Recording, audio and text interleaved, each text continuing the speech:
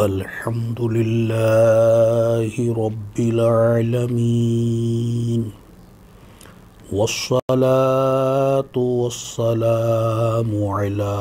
خاتم النبيين وعلى آله وأصحابه أجمعين. أما بعد، فاعوذ باللہ من الشیطان الرجیم،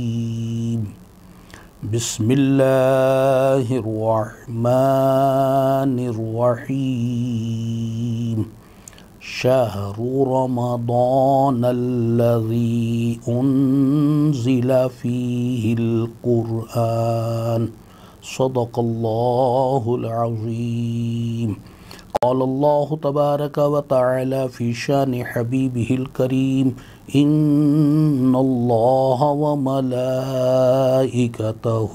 یصلون علی النبی یا ایہا الذین آمنوا صلوا علیہ وسلموا تسلیما. الصلاة والسلام علیک یا سیدی یا رسول اللہ، الصلاة والسلام علیک یا سیدی یا حبیب اللہ، الصلاة والسلام علیک یا سیدی یا نبی اللہ، وعلى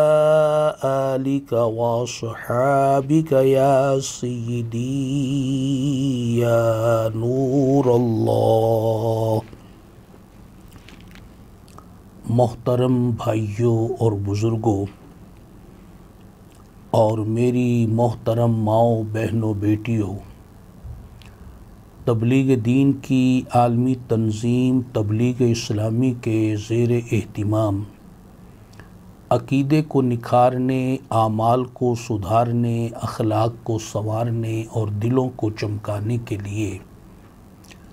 آن لائن بیان آپ کی خدمت میں پیش کیا جا رہا ہے. آپ سب جانتے ہیں قیامت کا دن بڑا ہی ہولناک، خطرناک، تکلیف دہ، دشوار گزار، 50,000 سال کا طویل ترین دن، جس میں سورج جو ہے وہ میل کے فاصلے پر آ جائے گا، زمین تانبے کی بنی ہوگی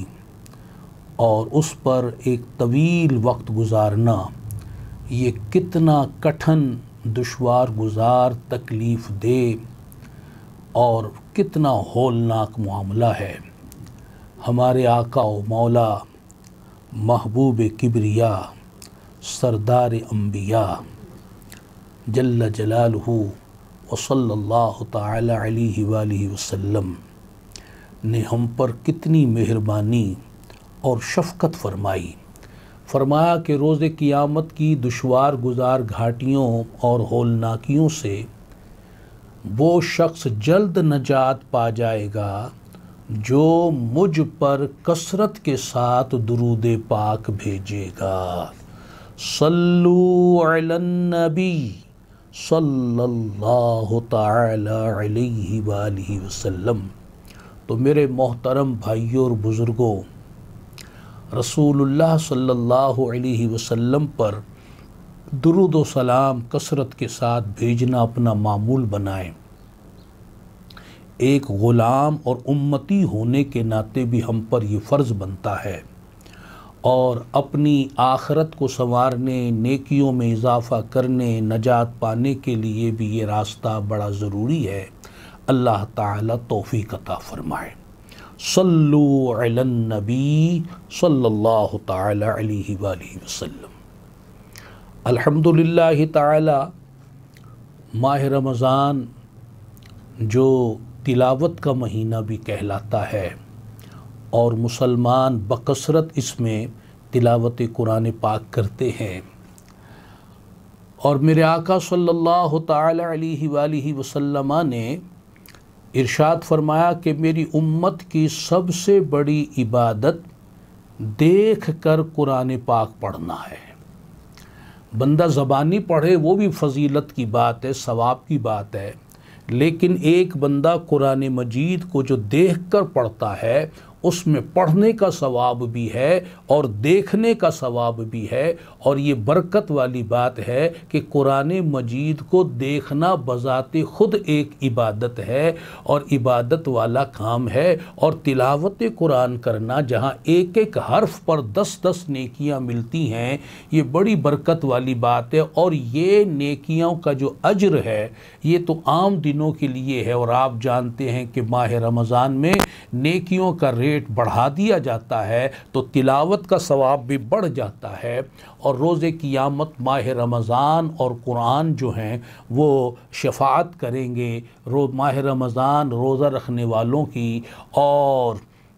قرآن پاک تلاوت کرنے والے، تراویحوں میں قرآن پاک سنانے والے، اور قرآن پاک کی کثرت کے ساتھ تلاوت کرنے والوں سے محبت کرنے والوں کی شفاعت فرمائے گا۔ اللہ تعالی ہم سب کو اس ماہ میں درود پاک بھی کثرت سے پڑھنے کی توفیق عطا فرمائے اور بکثرت تلاوت قرآن پاک کرنے کی توفیق بھی بخشے، آمین۔ صلو علی النبی صلی اللہ تعالی علیہ وآلہ وسلم۔ رسول اللہ صلی اللہ تعالی علیہ وآلہ وسلم ارشاد فرماتے ہیں، شعبان شہری و رمضان شہر اللہ، کہ یہ جو شعبان کا مہینہ ہے یہ میرا مہینہ ہے، اور رمضان کا جو مہینہ ہے وہ اللہ کا مہینہ ہے۔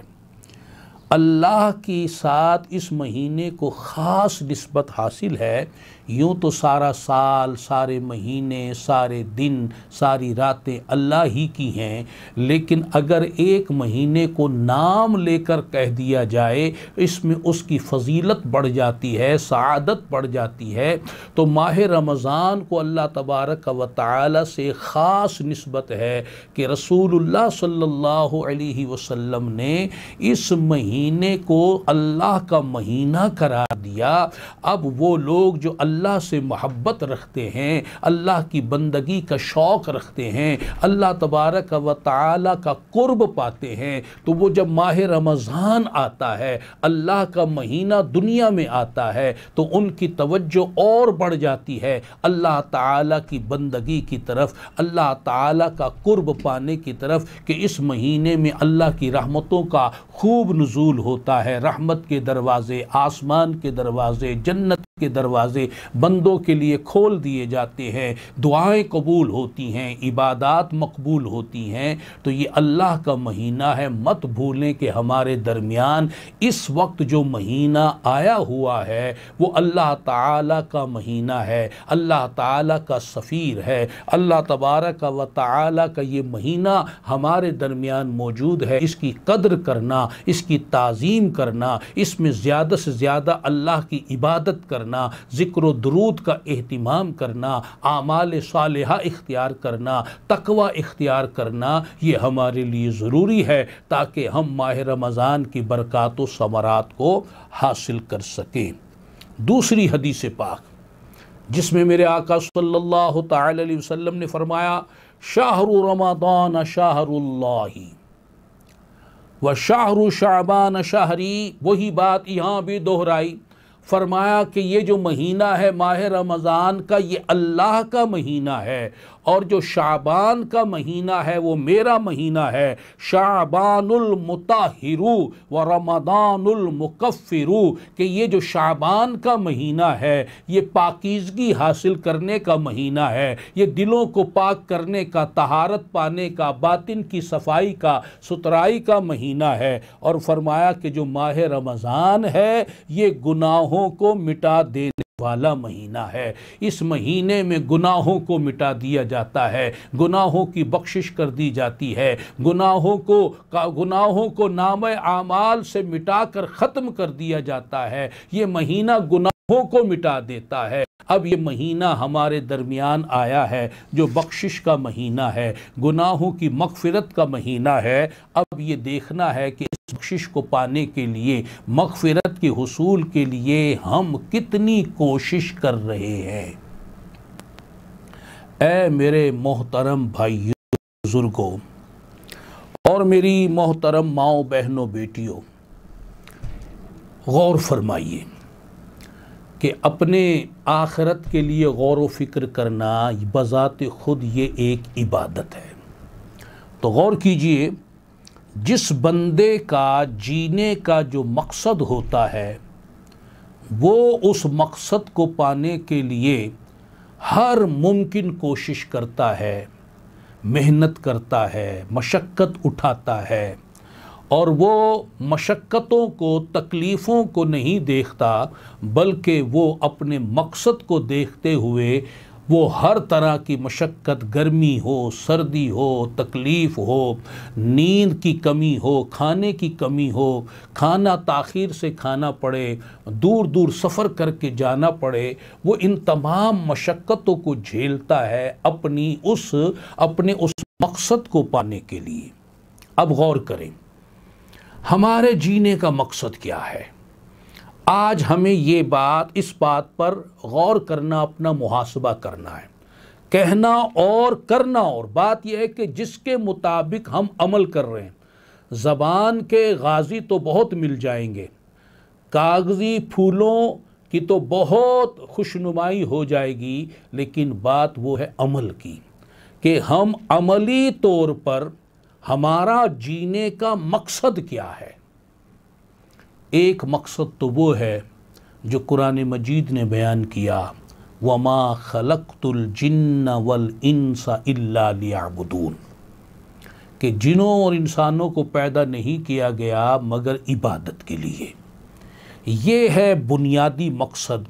ہمارے لیے، اللہ تبارک و تعالی کا قرب پانے کے لیے، آخرت کو کامیاب بنانے کے لیے، بندہ بن کر جینے کے لیے۔ تو ایک مقصد ہے بندگی کرنا۔ اب کچھ لوگ ایسے ہیں خوش نصیب، خوش بخت، کہ جو دنیا میں اللہ کی بندگی کو اپنا مقصد بنا کر جی رہے ہیں، لیکن بہت سے ایسے ہیں کہ جن کے جینے کا مقصد حصول دنیا ہے، حصول مال ہے، حصول جائیداد ہے، حصول منصب و عہدہ ہے۔ کچھ لوگوں کے جینے کا مقصد ہے کہ بس میں باہر ملک چلا جاؤں کسی طرح، اس کے لیے کوشاں اور میں وہاں جا کر یہ کروں وہ کروں۔ کسی نے اپنے جینے کا مقصد محض ایک ڈاکٹر بننا بنا لیا، انجینئر بننا بنا لیا، اس کے لیے کوشش کر رہا ہے، محنت کر رہا ہے، اور ساری اس کی کوششوں کا محور وہی مقصد ہے۔ پوری اس کی کوششوں اور محنتوں کا جو محور ہے وہ اس مقصد کو پانا ہے جو اس نے اپنے پیش نظر رکھا ہے۔ اس کے لیے وہ بڑی بڑی محنتیں کرتا ہے، بڑی بڑی مشقتیں اٹھا لیتا ہے۔ اب یہ بتائیے کہ ہم نے کس چیز کو اپنا مقصد حیات بنایا ہے؟ ایک ہے مقصد حیات، ایک ہے جینے کے لیے ضمناً کام، جیسے کھانا ہے، پینا ہے، سونا ہے، روزی کمانا ہے، گھر بسانا ہے، یہ ایک ضمنی کام ہے۔ اور اصل جو مقصد ہے دنیا میں آنے کا، جینے کا، وہ ہے اللہ تعالیٰ کی بندگی کرنا۔ تو اب ہم کس چیز کو پیش نظر رکھ کر جی رہے ہیں، اس پر آج ہم نے غور کرنا ہے، اپنا محاسبہ کرنا ہے۔ اب میں آپ کو ایک مثال پیش کرتا ہوں کہ ایک شخص جو ہے وہ دوسرے شہر جانا چاہتا ہے، دور کے سفر پر، لاہور سے وہ پنڈی جانا چاہتا ہے، کراچی جانا چاہتا ہے۔ اس کے لیے اب اس نے ٹرین سے سفر کرنا ہے۔ اب ٹرین کے سفر کے لیے اب اس کا جانے کا وقت قریب آ رہا ہے، تو وہ تیاری کر رہا ہے کہ میرا سفر قریب ہے، میں نے جانا ہے۔ ایک دوسرا شخص جس نے سفر پر نہیں جانا، اس کے اندر وہ تیاری آپ کو نظر نہیں آئے گی، وہ بھاگ دوڑ نظر نہیں آئے گی، وہ جو سامان تیار کر رہا لے جانے کے لیے سفر کے لیے، دوسرا شخص تیار کرتا ہوا دکھائی نہیں دے گا۔ کیوں؟ کہ اس نے تو سفر پر جانا ہی نہیں۔ جس نے سفر پر جانا ہے تیاری وہ کرتا ہے۔ اب مجھے بتائیے کہ جس نے ایک ٹرین کے سفر پر جانا ہے وہ تیاری کر رہا ہے، اور تیاری کرتے ہوئے نظر بھی آ رہا ہے۔ اب جس نے آخرت کا سفر اختیار کرنا ہے وہ لوگ بھی آخرت کے سفر کی تیاری کرتے ہوئے دکھائی دیتے ہیں، اور جن کو آخرت کے سفر کا خیال ہی نہیں، یاد ہی نہیں، جنہیں خبر ہی نہیں، جنہیں احساس ہی نہیں، وہ کوئی تیاری کرتے ہوئے دکھائی نہیں دیتے۔ اور یہ تو آپ جانتے ہیں کہ آخرت کا سفر کبھی بھی شروع ہو سکتا ہے۔ ہمیں نہیں پتہ کہ ہم آج مر جائیں، کل مر جائیں، کب ہماری آخرت کا سفر شروع ہو جائے۔ بزرگان دین رحمہم اللہ تعالی جو ہمیں آخرت کی تیاری کرتے ہوئے نظر آتے ہیں، آخرت کی فکر کرتے ہوئے دکھائی دیتے ہیں، اس لیے کہ وہ یہ سمجھتے ہیں، وہ یہ جانتے ہیں کہ ہمارا آخرت کا سفر جو ہے شروع ہونے والا ہے، اور وہ اس سفر کی تیاری کر رہے ہوتے ہیں، اور ہم جیسے غافل لوگ جو ہیں وہ سر پر سفر موجود ہے، تیار ہے، سفر آخرت سر پر کھڑا ہے، لیکن اس کے باوجود احساس نہیں، ہاتھ پر ہاتھ دھرے بیٹھے ہیں اور آخرت کے سفر کی کوئی تیاری نہیں کر رہے۔ جو دنیا کا سفر اختیار کرتا ہے، آپ دیکھتے ہیں کہ وہ اس کا اہتمام کرتا ہے، اس سفر کو آرام دہ بنانے کے لیے وہ پہلے ٹکٹ بک کراتا ہے کہ کہیں عین ٹائم پر جاؤں، سیٹ نہ ملے، اتنا لمبا سفر، خواری ہو، پریشانی اٹھانی پڑے۔ گرمی کا موسم دیکھ کر اے سی جو ہے وہ ڈبہ جو ہے ٹرین کا بک کراتا ہے تاکہ میرا سفر آسانی کے ساتھ، سہولت کے ساتھ ہو جائے۔ اب ایک شخص جو دنیا کے اندر رہتے ہوئے ایک سفر اختیار کرنے والا ہے، وہ اس کی پلاننگ کر رہا ہے، اس سفر کو آسان بنانے کے لیے، آرام دہ بنانے کے لیے، بہتر بنانے کے لیے۔ اے بندہ مومن، تو نے سفر آخرت اختیار کرنا ہے، اس کے لیے تو کیا تیاری کر رہا ہے؟ اسے آرام دہ بنانے کے لیے، اسے بہتر بنانے کے لیے، اس کو اپنے لیے سہولت والا بنانے کے لیے تو کیا تیاری کر رہا ہے؟ تیرے محبوب آقا صلی اللہ علیہ وسلم نے فرمایا کہ قبر جو ہے جنت کے باغوں میں سے ایک باغ ہے، یا دوزخ کے گڑھوں میں سے ایک گڑھا ہے۔ دو مقام بتائے، اب تو بتا کہ تو اس قبر کو جنت کا باغ بنانے کے لیے کیا کوشش، کیا محنت کر رہا ہے؟ مجھے بتا، اپنے آپ سے پوچھ، صبح سے شام تک جو تیرے اوقات گزرتے ہیں ان میں جو تو کام کرتا ہے، کیا وہ قبر کو جنت کا باغ بنانے والے ہیں یا قبر کو معاذ اللہ دوزخ کا گڑھا بنانے والے ہیں؟ ہے سوچنے کی بات، اسے بار بار سوچ۔ ایک ہفتے سے ہمارے درمیان ماہ رمضان موجود ہے، اور یہ ہمارے لیے ایک امتحان بھی ہے کہ اس میں پتہ چلتا ہے کہ کون کس کا بندہ ہے۔ ویسے تو سارے ہی اللہ کے بندے ہیں، بات ہو رہی ہے عملی طور پر کون کس کا بندہ ہے۔ حدیث پاک میں لوگوں کو دنیا کا بندہ بھی قرار دیا، مال کا بندہ بھی قرار دیا، مکان کا بندہ بھی قرار دیا، تو اب اللہ کا بندہ یہ بھی ایک منصب ہے۔ پھر دنیا کا بندہ ہونا، مال کا بندہ ہونا، مکان کا بندہ ہونا، اور قرآن مجید میں نے تو خواہش کا بندہ بھی قرار دیا۔ ایسے بھی لوگ ہوتے ہیں جو خواہش کے بندے ہوتے ہیں۔ اب غور کریں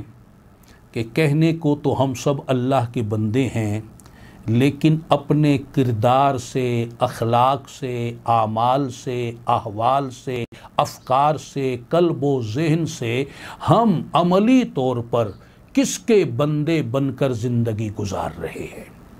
کیا ہم دنیا کے بندے بن کر زندگی گزار رہے ہیں؟ مال کا بندہ بن کر زندگی گزار رہے ہیں؟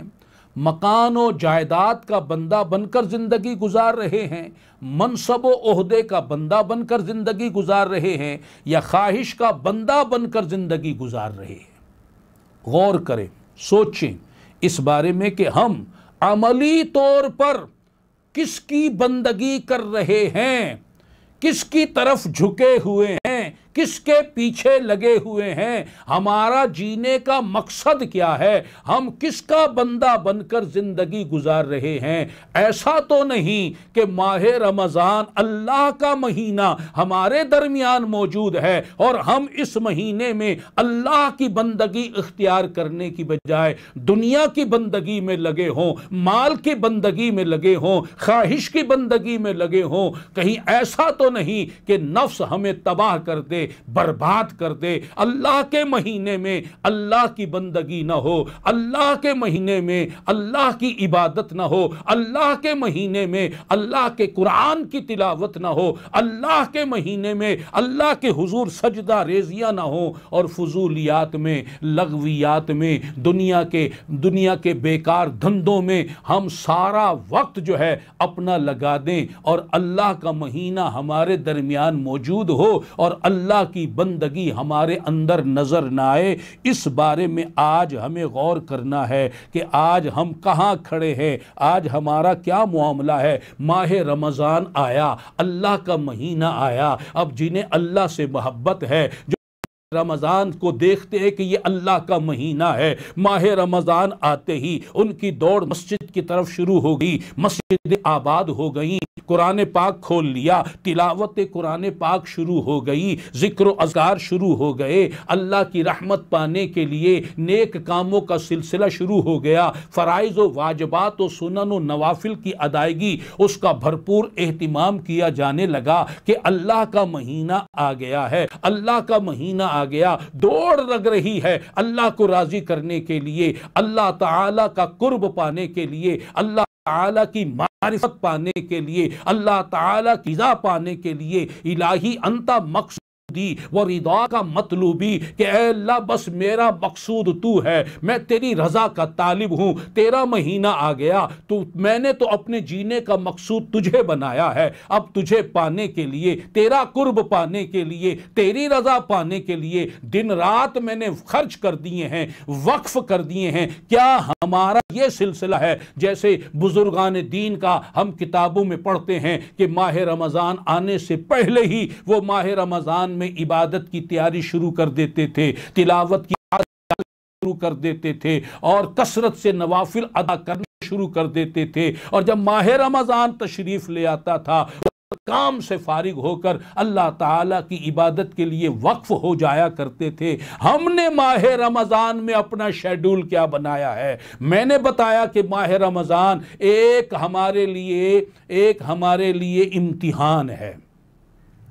جیسے تھرمامیٹر ہوتا ہے ٹیمپریچر چیک کرنے کے لیے، ماہ رمضان کے ذریعے بھی ہمیں چیک کیا جا رہا ہے کہ کون اللہ کے بندے ہیں، کون مال کے بندے ہیں، کون دنیا کے بندے ہیں، کون منصب کے بندے ہیں، کتنے ایسے لوگ ہیں جنہیں پرواہ ہی نہیں ماہ رمضان آیا، اگر خوش نصیب اللہ کی عبادت کی طرف دوڑے ہیں، کتنے ایسے ہیں جو ماہ رمضان آتے ہی دنیا کی طرف دوڑ رہے ہیں، مال کی طرف دوڑ رہے ہیں، انہیں روزوں کی پرواہ نہیں، انہیں تراویح کا خیال نہیں، انہیں عبادت کا لحاظ نہیں، ان کے دن بھی ان کی راتیں بھی فضولیات میں، لغویات میں اور آوارہ کاموں میں اور بس حصول دنیا میں، حصول مال میں لگے ہوئے ہیں، اور ان کا ماہ رمضان آنے کے بعد پہلے سے انتظار تھا اب ماہ رمضان آئے گا۔ ایک کی سوچ یہ تھی کہ میں اتنے قرآن ختم کروں گا، ایک کی سوچ یہ تھی میں اتنے نوافل ادا کروں گا، ایک کی سوچ یہ تھی کہ میں تراویح فلاں مسجد میں جا کر پڑھوں گا، میں روزوں کا اس طرح اہتمام کروں گا، وہ عبادت کا شیڈول بنا رہا تھا۔ ایک بندہ وہ ہے جو رمضان آنے سے پہلے وہ دنیا بڑھانے کا شیڈول بنا رہا تھا کہ ماہ رمضان سے پہلے میرا بینک بیلنس اتنا ہے، اب ماہ رمضان میں میں نے بڑھا کر اس کو اتنا کرنا ہے، اب اس کے لیے روزوں چھوڑنے پڑیں، تراویح چھوڑنی پڑے، شب بیداریوں کی بجائے وہ بھی اللہ کے دین کی بجائے، اللہ کی رضا کے کاموں کی بجائے وہ دنیا کے حصول میں خرچ کرنی پڑے، تو ہم کریں گے، کیونکہ مقصد انہوں نے اپنے ٹارگٹ جو اچیو کرنے ہیں وہ بینک بیلنس بڑھانا ہے، دولت بڑھانا ہے۔ اب चाहे लोगों को धोखा देना पड़े, गला सड़ा माल उनको सप्लाई करना पड़े, माल स्टोर कर लिया जाए ताकि कीमत बढ़ाई जाए, लोगों को लूटा जाए, लोगों के ऊपर बोझ डाला जाए। माह रमजान को अल्लाह ने रहमत का महीना बनाया और ये लोगों के लिए ज़हमत का महीना बनाने के लिए पूरी प्लानिंग करते हैं, लोगों के साथ मुआमलात उलट पलट करते हैं। माह रमजान में भी रिश्वत चल रही है, सूदी लेन देन भी हो रहा है, झूठ भी बोला जा रहा है, गीबतें भी हो रही हैं, कम भी तोला जा रहा है, कम नापा जा रहा है, माल बेचते वक्त झूठी कस्में खाई जा रही हैं, और भी तरह तरह के मामलात जिनकी आदत थी जनाब वो अभी भी ड्रामे देख रहे हैं, वो अभी भी गाने सुन रहे हैं, वो अभी भी सोशल मीडिया पर बेहुदा चीजों को सुन रहे हैं, देख रहे हैं। माह रमजान आ गया, उनके अंदर क्या तब्दीली आई, उनके अंदर क्या चेंज आई, उन्होंने अपनी मंजिल किसको बनाया, अल्लाह की बंदगी को या दुनिया की बंदगी को। वो अल्लाह का बंदा बनकर जी रहे हैं या दुनिया का बंदा बनकर जी रहे हैं। अब जरा गौर करें, अल्लाह तबारक व तआला ने सूरह नाज़ियात में जो बात इरशाद फरमाई है वो काफिरों की जिंदगी एक बताई और मोमिनों की जिंदगी एक बताई, काफिरों की कुछ अलामात बताई, मोमिनों की अलामात बताई। अब गौर करें हमारे अंदर कौन सी अलामात पाई जाती है। चुनांचे अल्लाह ताला ने सूरह नाज़ियात में इरशाद फरमाया, तो वो जिसने सरकशी की, अल्लाह तबारक व तआला का मुकाबला किया, अल्लाह ताला को नहीं माना, उसके रसूल को नहीं माना, उसके कुरान को नहीं माना, उसके दीन को नहीं माना, हद से गुजर गया, अल्लाह के मुखालिफ हो गया, सरकशी इख्तियार की और दुनिया की जिंदगी को तरजीह दी आखिरत पर। आखिरत की तैयारी उतनी नहीं की जितनी तैयारी दुनिया की है। हालांकि दुनिया में जीना कम है, आखिरत में जीना ज्यादा हमेशा के लिए है, इसके बावजूद उसने दुनिया की जिंदगी को व आसारल हयात दुनिया की जिंदगी को तरजीह दी आखिरत पर और शहवात का ताबे हो गया और वो अपनी शहवात के पीछे लग गया। वो अपनी शहवात और ख्वाहिशात को पूरा करने के लिए उसने मेहनत कोशिश शुरू कर दी, चाहे उसकी आखिरत बर्बाद हो, कब्र के अंदर आग के शोले जले, उसको कब्र के अंदर जाने के बाद उसके कफन को दोज़खी कफन में बदल दिया जाए, कब्र की दीवारें मिलकर उसकी पसलियां तोड़ दे, उसको इसकी कोई परवाह नहीं। उसको तो अपनी मन मर्जी करनी है, ख्वाहिशात को पूरा करना है, बस अपना जो ख्वाहिश है उसकी तकमील के लिए, अपनी नामवरी के लिए, उसने अपनी शोहरत के लिए, दुनिया के अंदर नाम कमाने के लिए, अपनी नाक ऊंची करने के लिए, अपना नाम फैलाने के लिए, उसने बड़े बड़े ओहदे मनसब जायदाद जमा करने के लिए, बड़े बड़े मेडल जमा करने के लिए उसने बस अपनी इस कोशिश में लगकर अपनी दुनिया को बनाना है। उसे मरने के बाद की जिंदगी की कोई परवाह नहीं, कोई फिक्र नहीं। ये किरदार किसका है? कुरान बताता है ये किरदार तो कुफार का है। वो उनके अंदर ये किरदार पाया जाता है कि वो दुनिया की जिंदगी को तरजीह देते हैं आखिरत की जिंदगी पर और ख्वाहिशात की तकमील करते हैं, आखिरत की तैयारी नहीं करते। ऐ मेरे मोहतरम भाइयों और बुजुर्गों और ऐ मेरी मोहतरम माओ बहनों बेटियों, एक लम्हा के लिए गौर तो करो, अपना मुहासबा तो करो कि ये सिफत जो काफिरों की है, जो अल्लाह ने कुरान में बयान की, कहीं ये सिफत हमारे अंदर तो नहीं पाई जाती कि हमने भी दुनिया को तरजीह दे रखी है। हमारे पेश नज़र महज दुनिया है, हमने आखिरत को भुला रखा है, आखिरत से गाफिल हो गए हैं, आखिरत की तैयारी की हमारी कोई सोच नहीं है। बस हमने दुनिया दुनिया दुनिया, हमारा जीना दुनिया के लिए, मिलना जुलना दुनिया के लिए, उठना बैठना दुनिया के लिए, हमारा मकसद हयात दुनिया बन गया। ये तो काफिरों का वतीरा था, ये तो उनकी पहचान थी, ये तो उनका शियार था, ये तो उनकी सिफत थी। हमने उनकी सिफत क्यों अपना ली? हमने उनका किरदार क्यों अपना लिया? हमने मोमिनाना सिफत इख्तियार की, ہم نے مومنانہ کردار کیوں نہیں اختیار کیا؟ اب دیکھیں اللہ تعالیٰ ارشاد فرماتا ہے ان کافروں کے لیے، فرمایا کہ انہوں نے سرکشی اختیار کی، وہ حد سے گزر گئے، وہ دین کی طرف نہیں آئے، اللہ کی طرف نہیں آئے، اللہ کے رسول کی طرف نہیں آئے، قرآن کی طرف نہیں آئے، انہوں نے اپنی مرضی سے جینا شروع کر دیا اور وہ خواہشات کے پیچھے لگ گئے، دنیا کو انہوں نے ترجیح دی آخرت پر۔ فَإِنَّ الْجَحِيمَ هِيَ الْمَأْوَىٰ، اللہ فرماتا بے شک ان کا ٹھکانہ دوزخ ہے، ان کا ٹھکانہ دوزخ، اور دوزخ کیا ہی بری جگہ ہے۔ دنیا کی آگ سے 69 گنا زیادہ گرم دوزخ کی آگ ہے، اور کافروں کو وہاں پر جو کھانے کو دیا جائے گا ایک کانٹے دار پھل تھوڑ ان کو دیا جائے گا کہ جو کھائیں گے تو اٹک جائے گا، چلائیں گے، چیخیں گے، پانی مانگیں گے۔ تمام دوزخیوں کی جو پیپ ہے طینۃ الخبال، وہ انہیں پینے کے لیے بدبودار، گندی، کھولتی ہوئی گرم وہ پیپ پلائی جائے گی، وہ پیپ پینا پڑے گی مجبوری میں، اور وہ پیئیں گے، اور اس کے بعد ان کا جو حشر ہوگا الامان والحفیظ۔ یہ تو دو باتیں میں نے دوزخ کی بتائی، اور نہ جانے کیسا کیسا وہاں عذاب ہے۔ اب دوسری طرف غور کیجئے، اسی آیت مبارکہ میں اللہ تعالیٰ اس میں ارشاد فرماتا ہے مومنوں کی صفت، وَأَمَّا مَنْ خَافَ مَقَامَ رَبِّهِ وَنَهَى النَّفْسَ عَنِ الْهَوَىٰ، اور جو اپنے رب کے حضور، اپنے رب کے دربار میں کھڑے ہونے سے ڈرا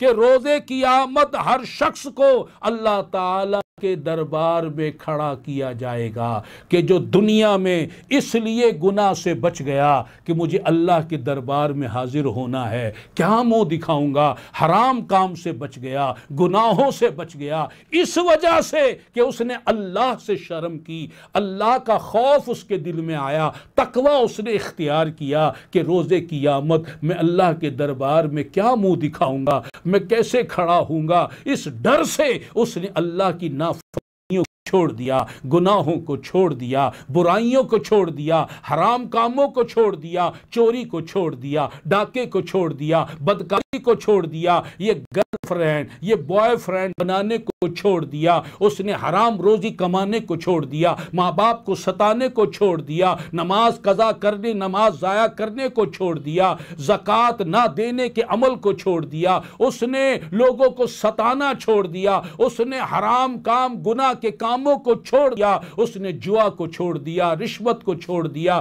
شراب نشے کو چھوڑ دیا، سود کو چھوڑ دیا، کس لیے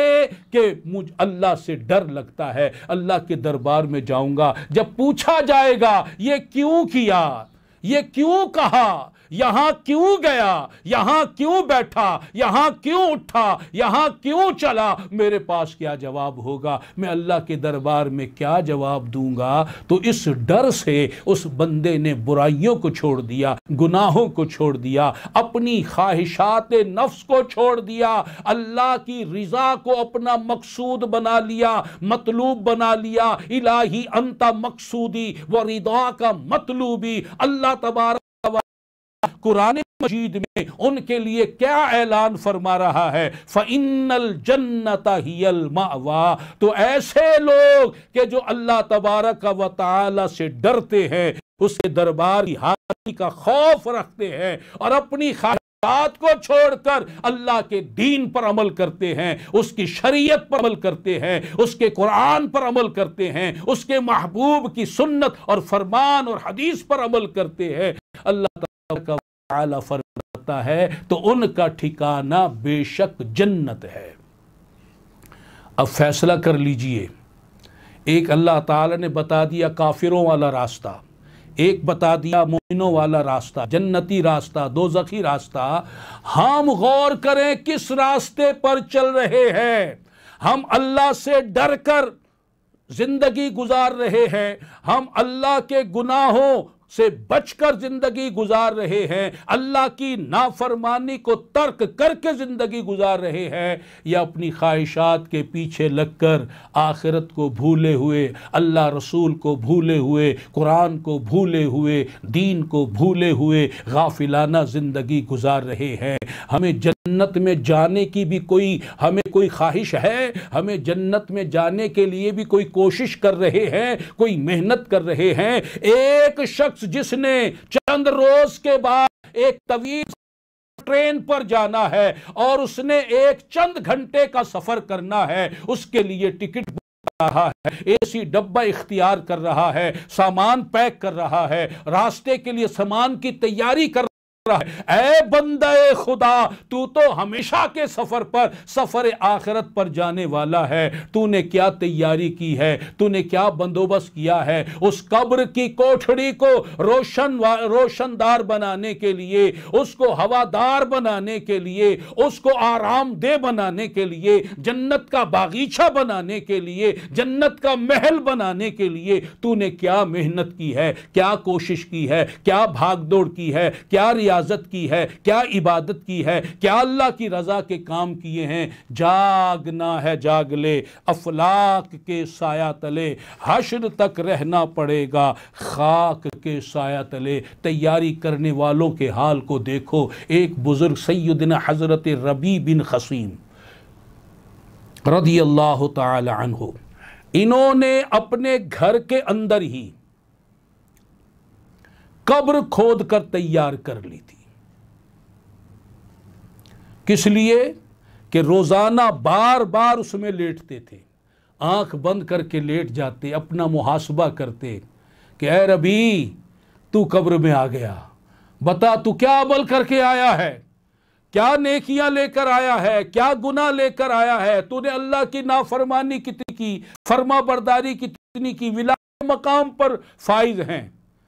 اور اللہ کے ولی ہونے کے باوجود بھی قبر میں بار بار لیٹ کر اپنا محاسبہ کر رہے ہیں،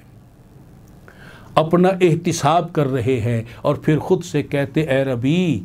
تجھے ایک موقع دیا جاتا، اٹھ اور اللہ کی عبادت اختیار کر، اللہ کی بندگی اختیار کر، اور یوں اپنے آپ کو اٹھاتے اور پھر اللہ کے کاموں میں لگ جایا کرتے تھے۔ سیدنا حضرت عمر فاروق رضی اللہ تعالی عنہ روزانہ رات میں درہ اپنے پاؤں پر مارتے اور فرماتے عمر بتا آج تو نے کیا کیا کیا ہے، اپنا محاسبہ کرتے۔ آج ہم یہ تو حساب کرتے ہیں آج میں نے کیا کیا کمایا ہے، آج میں نے کس کس سے ملاقات کی ہے، آج میں نے کیا کیا دنیا کے کام کیے ہیں۔ کبھی یہ بھی غور کیا کہ آج میں نے آخرت کی تیاری کیا کیا کی ہے، آج میں نے آخرت کی تیاری کے لیے کتنی نیکیاں جمع کی ہیں؟ یہ بزرگان دین کہ جو اتنے اعلیٰ منصب پر فائز ہو کر اور جن کی بخشش ہو چکی، اس کے باوجود وہ اپنا احتساب کر رہے ہیں،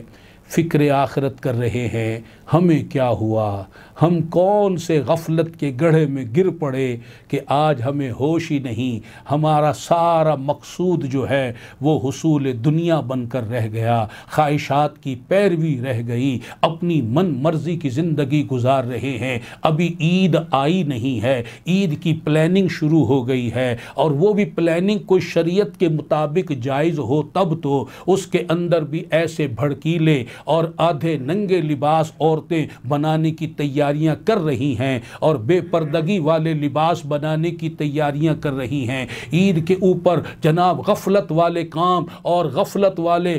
جگہوں پر جانے کی منصوبے بنائے جا رہے ہیں۔ عید آئی نہیں، گناہوں کی نیتیں ہو رہی ہیں، غفلتوں کی نیتیں ہو رہی ہیں۔ اے بندہ خدا، ابھی تو 3 ہفتے پڑے ہیں، تجھے تو کل کا پتہ نہیں تو مر جائے۔ کیا ماہ رمضان میں لوگ مرتے نہیں ہیں؟ کیا ماہ رمضان میں لوگوں کو موت نہیں آتی؟ تو لہٰذا موت تو کبھی بھی آ سکتی ہے۔ خدا را اپنی آخرت کو سنوارو، اور حضرت یحییٰ بن معاذ رازی رضی اللہ تعالی عنہ کے اس فرمان کو پیش نظر رکھو۔ آپ رضی اللہ تعالی عنہ ارشاد فرماتے ہیں عقل مند 3 طرح کے لوگ ہیں۔ اب سوچو کہ ان کی نظر میں ہم عقل مند ہیں یا بے وقوف ہیں۔ اگر اللہ کے ولی کی نظر میں ہم بے وقوف ہیں تو اللہ کی نظر میں بھی ہم بے وقوف ٹھہریں گے۔ کیا ارشاد فرمایا؟ فرمایا کہ پہلا تو وہ ہے کہ جو اس دنیا کو اس سے پہلے چھوڑ دے، کہ اس سے پہلے کہ دنیا اسے چھوڑ دے، اس سے پہلے کہ دنیا اسے چھوڑ دے وہ دنیا کو چھوڑ دے۔ دنیا کو چھوڑنے کا کیا مطلب ہے؟ غفلت کو چھوڑ دے، خواہشات کی پیروی کو چھوڑ دے، اللہ کی نافرمانی کو چھوڑ دے، آخرت کی تیاری کرے، نیکی والے کام کرے، بندگی کا کرینہ سلیقہ اختیار کرے۔ فرمایا عقل مند وہ ہے کہ جو اس سے پہلے کہ دنیا اسے چھوڑے وہ دنیا کو چھوڑ دے۔ اور فرمایا دوسرا وہ جو قبر میں جانے سے پہلے قبر کی تیاری کر لے، قبر میں جانے سے پہلے قبر کی تیاری کر لے۔ اور تیسرا فرمایا اللہ سے ملاقات کرنے سے پہلے اللہ کو راضی کر لے۔ اب ذرا ان تینوں باتوں پر غور کر لے کہ ان تینوں میں سے ہم کون سا کام کر رہے ہیں۔ کیا ہم نے دنیا کی محبت کو دل سے نکال دیا، خواہشات کی پیروی کو چھوڑ دیا، دنیا کی خاطر گناہوں میں پڑنا چھوڑ دیا؟ اس سے پہلے کہ دنیا ہمیں چھوڑے ہم نے دنیا کی محبت کو، گناہوں کو، غفلتوں کو چھوڑ دیا؟ اور کیا ہم نے قبر میں جانے سے پہلے قبر کی تیاری کر لی؟ اور کیا ہم نے اللہ سے ملاقات کرنے سے پہلے اللہ کو راضی کر لیا؟ آپ بتاؤ، بلا تمثیل بات کرتے ہیں، اگر کسی دنیا کے بڑے سیٹ، وزیر، کسی منصب دار کے ساتھ ملاقات کا ٹائم فکس ہو جائے کہ جناب آپ نے جانا ہے، اب بندہ اس کے لیے ملنے کے لیے جانا ہے، اب وہ کتنی تیاری کرے گا، جناب میں نے اتنے بجے جانا ہے، اب وہ پہلے سے تیار ہو رہا ہے، اپنے آپ کو سنوار رہا ہے، وقت سے پہلے پہنچ رہا ہے، اب وہاں جو جانا ہے، اب اس افسر کو جو کاغذات مانگے ہیں، جو چیزیں مانگی ہیں، اس کا پورا بریف کیس بنا کر تیاری کر کے جاتا ہے، اور وہاں جا کر تاکہ اس نے پیش کرنا ہے کہ جناب یہ فلاں کاغذ، یہ فلاں کاغذ، یہ فلاں کاغذ۔ بلا تمثیل ایک افسر سے کوئی ملنے جائے اور وہ کہے کہ جناب یہ تم نے لے کر آنے ہیں کاغذات، تو اس کے لیے وہ اتنی تیاری کر کے وقت سے پہلے تیار ہو کر بیٹھ جاتا ہے۔ اے بندے خدا، تجھے اللہ سے ملنا ہے، اللہ سے ملاقات کرنی ہے، تجھے پتا ہے، تجھے تیرے نبی نے ارشاد فرما دیا، اللہ تعالیٰ سے تیری ملاقات ہونی ہے، تو دربار الہی میں تیری حاضری ہونی ہے، اور وہاں تجھے جا کر وہاں اپنی زندگی بھر کے پرچے پیش کرنے ہیں، اعمال نامہ پیش کرنا ہے۔ آپ بتا تو نے اس اعمال نامے کی کیا تیاری کی ہے؟ اللہ نے فرمایا وَلْتَنْظُرْ نَفْسٌ مَا قَدَّمَتْ لِغَدٍ، کہ کل میرے دربار میں آنے کے لیے تم نے کیا تیاری کر رکھی ہے؟ کیا اس پر ہم نے غور کیا؟ کیا اس پر ہم نے غور کیا؟ کیا ہم نے اس پر غور کیا؟ تو فرمایا کہ اس سے پہلے کہ اللہ سے تیری ملاقات ہو تو اللہ کو راضی کر لے، اللہ تعالیٰ کو راضی کر لے۔ اے بندہ خدا، یہ ماہ رمضان اللہ تبارک و تعالیٰ نے رحمت کا مہینہ ہمیں عطا فرمایا تاکہ اس مہینے میں ہم اللہ کو راضی کر لیں۔ اللہ کو راضی کرنا اس مہینے میں اور آسان ہو جاتا ہے کہ اللہ تعالیٰ اپنے بندوں پر مہربان ہوتا ہے، ان پر رحمت فرماتا ہے۔ یہ مہینہ اس نے بخشش کا مہینہ بنا دیا کہ ہم تو مائل بکرم ہیں، کوئی سائل ہی نہیں، مانگو تو صحیح، ہم دینے والے ہیں، ہم بخشش بھی دے رہے ہیں، روزی بھی دے رہے ہیں، مصیبتیں بھی ٹال رہے ہیں، دعائیں بھی قبول کر رہے ہیں، عبادات بھی قبول کر رہے ہیں، ہم بندوں پر بہت مہربان ہیں۔ سبحان اللہ، ذرا غور فرمائیے کہ حدیث پاک میں آیا، پچھلی دفعہ بھی بیان کی، جب پہلی رات آتی ہے اللہ تعالی مسلمانوں کو بخش دیتا ہے، اور ہر رات طلوع صبح صادق تک، ماہ رمضان کی ہر رات میں غروب آفتاب سے لے کر طلوع صبح صادق تک اللہ تبارک و تعالی کی جانب سے اعلان کیا جاتا ہے، اے خیر کے طالب خوش ہو جا۔ وہ بندے جو اللہ سے خیر مانگتے ہیں، اللہ سے اللہ کا قرب مانگتے ہیں، اللہ سے اللہ کی رضا مانگتے ہیں، اللہ سے اللہ کی معرفت مانگتے ہیں، اللہ سے اللہ کی عبادت کا کرینہ مانگتے ہیں، اللہ سے رحمت و بخشش کا سوال کرتے ہیں، دنیا کے لیے بھی خیر مانگتے ہیں، نزا کے وقت کی بھی خیر مانگتے ہیں، قبر کی بھی خیر مانگتے ہیں، یوم حشر کی بھی خیر مانگتے ہیں، اور دار الخیر جنت کا سوال کرتے ہیں۔ اللہ تبارک و تعالی ارشاد فرماتا ہے، اے خیر کے طالب خوش ہو جا، اللہ تعالی تجھے خیر عطا فرمائے گا۔ اے برائی کے چاہنے والے رک جا، ماہ رمضان آ گئی، تو سوشل میڈیا پر کیا دیکھ رہا ہے، کیا سن رہا ہے؟ یہ جو برائی سن رہا ہے، یہ جو برائی کے کام دیکھ رہا ہے، یہ جو تو ملاوٹیں کر رہا ہے، دھوکے دے رہا ہے، خیانت کر رہا ہے، حرام روزی کما رہا ہے، گالی گلوچ کر رہا ہے، غیبتیں کر رہا ہے، چغلیاں کھا رہا ہے، جھوٹ بول رہا ہے، اے برائی کے چاہنے والے جو تو بد نگاہیاں کر رہا ہے، بد کلامیاں کر رہا ہے، بد سماعتیاں کر رہا ہے، اے برائی کے چاہنے والے رک جا اور عبرت پکڑ، دیکھ کیسا مبارک مہینہ آیا ہے کوئی بخشش مانگنے والا، اللہ تعالیٰ اس کی بخشش فرما دے، ہے کوئی توبہ کرنے والا، اللہ تعالیٰ اس کی توبہ کو قبول فرما لے۔ اور روزہ افطار کے وقت، جب افطار کا وقت آتا ہے، اللہ تعالیٰ 60,000 گناہگاروں کی بخشش فرما دیتا ہے۔ ہم تو جناب کھانے پینے کی طرف نظر رکھتے ہیں، ہماری بخشش کی دعا کا وقت نہیں، ابھی تو افطار کا وقت ہوا ہے، تو آپ اس وقت افطار بھی کریں، اور اس سے پہلے بھی اور اس کے بعد بھی اللہ تعالیٰ کے حضور مغفرت کی، بخشش کی بھیک طلب کریں۔ اور ارشاد فرمایا کہ ماہ رمضان میں روزانہ اللہ تعالی 10 لاکھ گناہگاروں کی بخشش فرماتا ہے۔ اور جب شب جمعہ آتی ہے، یعنی جمعرات اور جمعہ کی درمیانی رات شب جمعہ آتی ہے اور روز جمعہ آتا ہے، ہر گھڑی میں اللہ تعالی 10 لاکھ گناہگاروں کی بخشش فرماتا ہے۔ بخشش عام ہو رہی ہے، ہر گھڑی میں بخشش، افطار کے وقت بخشش،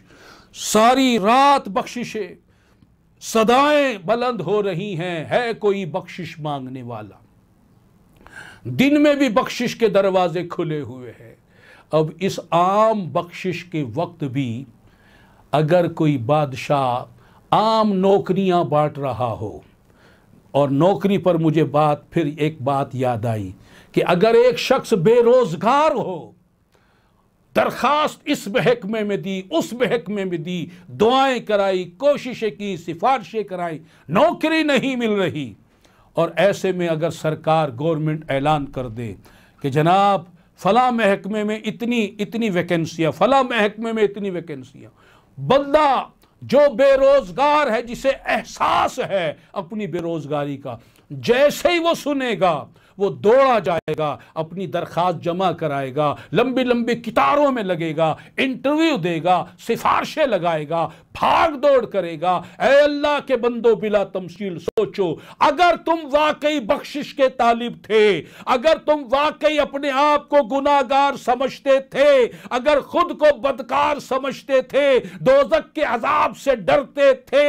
آخرت کی فکر کیا کرتے تھے، تمہیں اپنے گناہگار ہونے کا احساس تھا، اور تمہاری یہ طلب اور یہ خواہش، یہ تمنا، یہ آرزو سچی تھی کہ ہم بخشے جائے۔ اب ماہ رمضان آ گیا، اگر ادھر بادشاہ وہ نوکریاں، ویکنسیاں نکالتا ہے، بلا تمثیل تیرا رب نے یہاں بخشش کے دروازے کھول دیے ہیں۔ ہے کوئی بخشش مانگنے والا، افطار کے وقت مانگے، ساری رات مانگے، سحری کے وقت مانگے، سارا دن مانگے، ہر گھڑی بخشش کی جا رہی ہے، مغفرت دی جا رہی ہے، پروانہ بخشش لٹایا جا رہا ہے۔ اب جو خود کو گناہگار سمجھتا ہے، خود کو بخشش کا طالب سمجھتا ہے، وہ گھر میں ایک کونے میں پڑا نہیں رہے گا، وہ دکان کی نظر نہیں ہو جائے گا، وہ مارکیٹوں میں نہیں کھو جائے گا، وہ دنیا کے حصول میں نہیں ڈوب جائے گا۔ اس کی تو فکر ہوگی کہ میری طلب بخشش تھی، مغفرت تھی، گناہوں کی معافی تھی، میرا رب معافی دے رہا ہے۔ وہ دوڑے گا اپنے رب کی طرف، وہ دوڑے گا اپنے رب کی رضا والے کاموں کی طرف، دعاؤں کی طرف، استغفار کی طرف، توبہ کی طرف۔ وہ سجدے میں سر رکھ کے روئے گا، وہ معافیہ مانگے گا۔ اسے تو موقع مل گیا، اسے موقع مل گیا بخشوانے کا، اسے موقع مل گیا توبہ قبول کرانے کا، اسے موقع مل گیا اپنے گناہوں کو معاف کرانے کا۔ وہ اس موقع کو ضائع نہیں کرے گا، گوائے گا نہیں۔ وہ تو اللہ سے معافیاں مانگے گا، استغفار کرے گا، توبہ کرے گا، بخشش کی طلب کرے گا۔ مجھے بتاؤ، ہم ہیں تو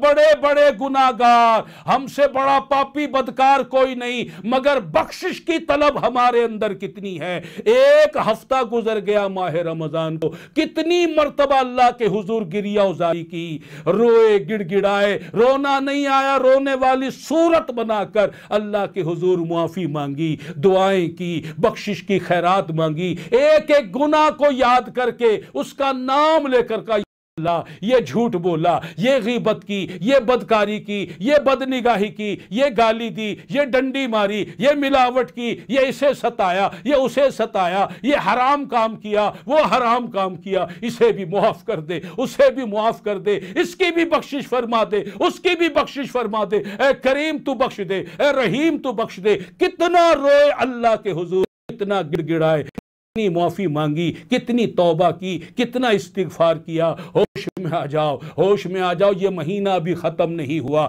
ایک ہفتہ گزرا ہے، 3 ہفتے باقی ہیں۔ ابھی سے رو، اللہ سے مانگو، رونے والی آنکھیں مانگو۔ رونا سب کا کام نہیں، دنیا کے لیے سب روتے ہیں، اللہ کے خوف سے، اللہ کی محبت میں، اللہ کے عشق میں، اللہ تعالیٰ کی محبت میں رونے والے، اللہ کے ڈر سے رونے والے وہ کوئی ہیں، تو رونے والی آنکھیں مانگو۔ رونا سب کا کام نہیں، ذکر محبت عام ہے لیکن سوز محبت عام نہیں۔ اب موقع ہے، یہ گھڑیاں ہیں، یہ پورا مہینہ باقی پڑا ہوا ہے، اب اللہ کے حضور رو، گڑ گڑاؤ، معافی مانگو، استغفار کرو، توبہ کرو، کیونکہ ہم گناہ گار ہیں۔ اگر یہ مہینہ بھی گزر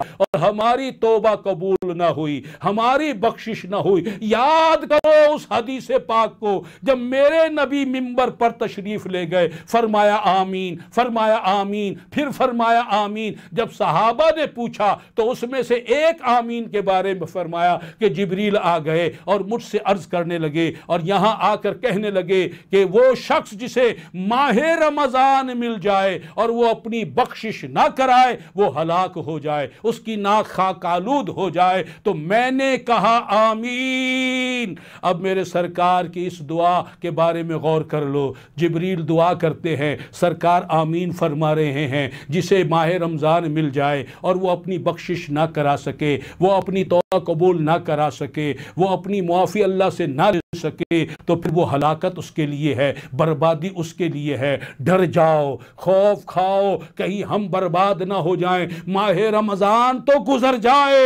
جیسے پہلے سالوں میں آیا گزر گیا، اس بار بھی گزر جائے اور ہماری بخشش نہ ہو، ہمیں معافی نہ ملے، ہم توبہ نہ کریں، ہماری توبہ قبول نہ ہو۔ اللہ تو بخشنے والا ہے، اللہ تو معاف کرنے والا ہے۔ ہم معافی مانگے جیسی مانگنی چاہیے، ہم توبہ کریں جیسی توبہ کرنی چاہیے،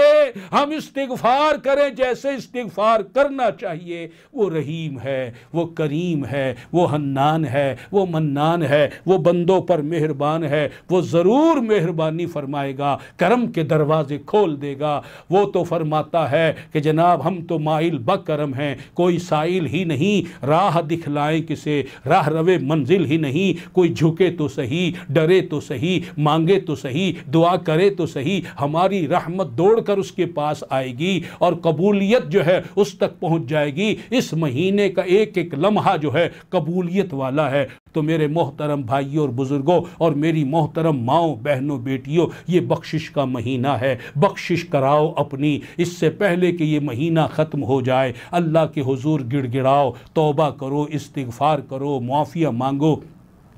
اس کی رضا والے کام کرو، اس کی عبادت کرو، اس کے قرآن کی تلاوت کرو، اس کے محبوب پر درود و سلام بھیجو، خیر کے کام کرو، نیکیوں کی کثرت کرو، برائیوں سے خود کو بچا لو، اپنی نگاہوں کی حفاظت کرو، زبان کی حفاظت کرو، دل دماغ کی حفاظت کرو، کانوں کی حفاظت کرو، ہاتھ پاؤں کی حفاظت کرو، اپنے پیٹ کو حرام سے بچاؤ، اپنی شرمگاہ کو حرام سے بچاؤ، اپنی آنکھوں کو حرام سے بچاؤ، اپنے ظاہر کی اصلاح کرو، اپنے باطن کی اصلاح کرو، اللہ کے بندے بن جاؤ، اس لیے کہ اس نے تمہیں اپنا بندہ بنایا ہے، اور بندہ وہی ہوتا ہے جو مولا کا کہا مانے، مولا کی اطاعت کرے، مولا کے حکم کی پیروی کرے، مولا کی اطاعت میں اپنے آپ کو لگا دے، جو جھکا پڑا رہے رب کے حضور کہ رب جو اس کو حکم کرے بس وہی اس کی زندگی ہو، اور اس کا بس یہی نیت ہو ہر کام میں، الہی انت مقصودی و رضا کا مطلوبی۔ اللہ تبارک و تعالی جل شانہ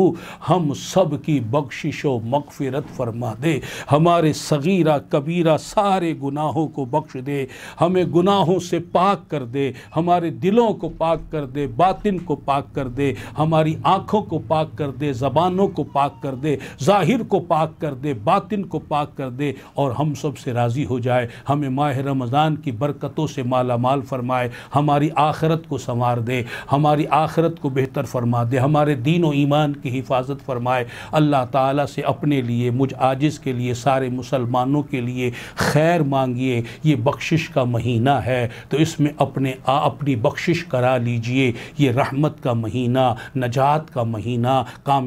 کامیابی پانے کا مہینہ ہے، تو اس میں اللہ تعالیٰ کا قرب پانے کے لیے، رضا پانے کے لیے، اپنی بخشش کرانے کے لیے کوئی لمحہ ضائع نہ کرے۔ اللہ تعالیٰ ہم سب کو توفیق رفیق مرحمت فرمائے، آمین بجاہ خاتم النبیین صلی اللہ تعالی علیہ وآلہ وسلم۔ چند ضروری اعلانات جو ہیں وہ سن لیجئے۔ صلو علی النبی صلی اللہ تعالی علیہ وآلہ وسلم۔ جیسا کہ پچھلے بیان کے آخر میں بیان کیا گیا تھا، الحمدللہ تعالی آپ کی چہیتی پیاری اکلوتی تنظیم تبلیغ اسلامی، اس کے زیر انتظام تبلیغ کا کام مختلف انداز میں جو ہو رہا ہے، اس میں ایک انداز مدارس کا ہے، دینی مدرسوں کا، جس میں بچیوں کے مدرسے وہ بھی جاری و ساری ہیں، عالمہ کورس وہاں کرائے جاتے ہیں، اور بچوں کے مدرسے جہاں حفظ و ناظرہ اور عالم کورس کرایا جاتا ہے وہ بھی جاری و ساری ہیں۔ اس بار انشاءاللہ تعالی اللہ کی رحمت سے وہ مدرسہ جو گجرات میں درس نظامی کا برسہ برس سے جاری ہے، جو غیر رہائشی تھا، اس بار اس کو رہائشی کے طور پر آغاز کیا جا رہا ہے انشاءاللہ تعالی۔ اس سال شوال کے مہینے سے رہائشی مدرسے کا آغاز ہو رہا ہے۔ آپ اپنے بچوں کو عالم بنائیں، آپ ان کو کیا کیا بنانے کی تمنا رکھتے ہیں، آپ عالم بنائیں۔ یہ جو بچہ عالم بنے گا، آپ دنیا سے چلے بھی گئے، آپ کے لیے نیکیوں کا ذخیرہ اور ذریعہ بنتا رہے گا، اور بھی برکات و ثمرات ہے۔ میں یہی عرض کرتا ہوں کہ ہر گھر سے کم از کم ایک، اور جتنے ہو جائیں سبحان اللہ، بچوں کو عالم بنائیں اور ان کو اس مدرسے میں داخل کرائیں۔ پہلے مسئلہ تھا، رہائشی نہیں تھی، دوسرے شہر والوں کے لیے مسئلہ تھا، اب دوسرے شہر والے تیاری کر لیں، ہر نگران اس کی تشہیر بھی کرے، اور ہر شہر سے 11ویں والے آقا کی نسبت سے 11 بچے جو ہیں وہ عالم بنانے کے لیے تیار کرے۔ یہ نگرانوں کے لیے بھی بڑا ثواب ہوگا، ہر ذیلی نگران، علاقائی نگران، مبلغ، معلم اپنے گھروں سے، اپنی فیملی، خاندان سے، محلے سے، رشتہ داروں سے، جہاں آپ درس دیتے ہیں، بیان کرتے ہیں، اجتماع کرتے ہیں، تبلیغی قافلہ لے کر جاتے ہیں، افطار اجتماع کر رہے ہیں، جہاں دین کی فکر پیش کرتے وہاں اس مدرسے کی دعوت پیش کریں اور لوگوں کو تیار کریں۔ الحمدللہ بڑا دینی ماحول اور علمی ماحول کے اندر بچوں کی دینی تربیت ہوگی، محض صرف درس نظامی نہیں، ان کی روحانی تربیت بھی، ان کی دینی تربیت بھی، ان کو ایک اعلیٰ ماحول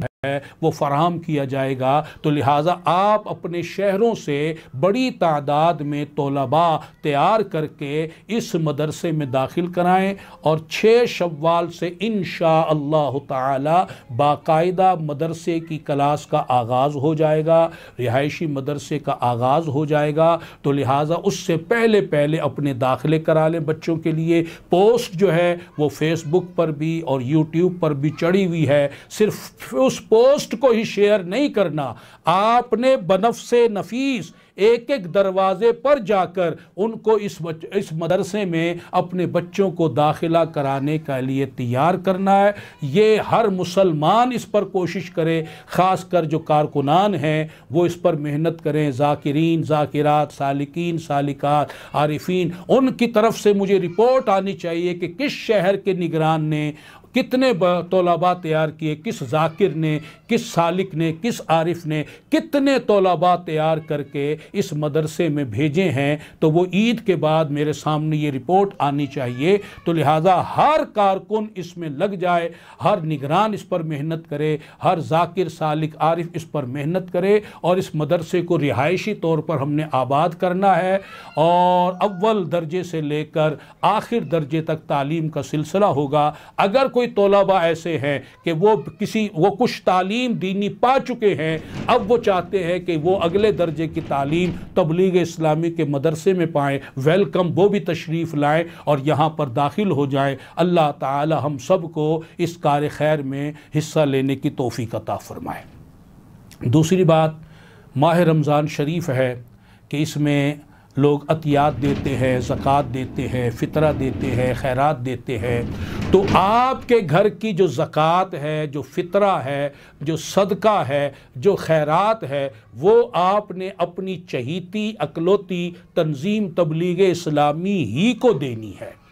اور اس کے ساتھ ساتھ اپنے دوستوں سے، رشتہ داروں سے، پڑوسیوں سے، جاننے والوں سے، گزشتہ سال جن سے لیتے تھے ان سے، اور جن تک رسائی نہیں تھی اب رابطہ کر کے ان سے ایک خطیر رقم جو ہے تبلیغ اسلامی کے لیے آپ نے جمع کرنی ہے۔ اور اس تبلیغ اسلامی کے مشن کو آگے بڑھانے کے لیے آپ کا یہ مالی تعاون بھی چاہیے، ایک اپنی زکوٰۃ، فطرہ، صدقہ، خیرات دینا، ایک دوسروں سے زکوٰۃ، فطرہ، صدقہ، خیرات جمع کرنا، تاکہ تبلیغ اسلامی مالی طور پر کشادگی کے ساتھ، آسانی کے ساتھ آنے والے سال میں اپنے تبلیغی، دینی اور علمی کاموں کو آگے بڑھا سکے۔ تو ہر بھائی اس میں کوشش کرے۔ دوسری بات یہ کہ اگر کوئی اپنا فطرہ جو ہے یا اپنا کوئی زکوٰۃ، صدقہ، عطیات وہ اگر بھیجنا چاہتا ہے بینک کے ذریعے یا پھر جیز کیش، ایزی پیسہ کے ذریعے، تو وہ بھی اکاؤنٹ جو ہے اشتہار میں موجود ہے، پوسٹ میں موجود ہے، اس پوسٹ کو پڑھ لیں، وہاں اکاؤنٹ نمبر بھی ہے، جیز کیش کا نمبر بھی ہے، ایزی پیسے کا نمبر بھی ہے، اس میں آپ بھیج دیا کریں۔ ہاں البتہ اگر آپ نے فطرہ اور زکوٰۃ دینی ہے تو وہ آپ نے ساتھ میسج ضرور بھیجنا ہے، اور اگر زکوٰۃ، فطرہ نہیں ہے، خالی ایک صدقہ نفلی ہے، خیرات ہے، عطیہ ہے، تو اس کے لیے میسج نہ بھی کرے تو حرج نہیں، وہ ہم سمجھ لیں گے کہ یہ عطیہ ہے۔ لیکن زکوٰۃ اور صدقہ جو ہے اس کو مینشن کرنا ضروری ہے، اس کا ساتھ میں ایک میسج آنا چاہیے کہ یہ رقم جو بھیجی گئی ہے زکوٰۃ کی ہے، فطرے کی ہے، تو یہ تاکہ آپ کی طرف سے مینشن ہو جائے۔ تو میں امید کرتا ہوں اس پر آپ محنت کریں گے، تمام نگران پوری کوشش کریں، ہر کارکن کو اس میں سرگرم میں عمل کریں۔ تمام ذاکرین و ذاکرات کو تلقین کی جاتی ہے کہ بڑی سے بڑی رقم وہ زکوٰۃ، فطرہ، عطیہ کی صورت میں جمع کرنا ہے۔ سالکین بھی بھرپور محنت کریں، عطیات جمع کریں، اسی طرح باقی بھائی بھی محنت کریں، کوشش کریں۔ اللہ تعالیٰ سب کو اس میں کامیابی عطا فرمائے اور اپنی رحمت فرمائے۔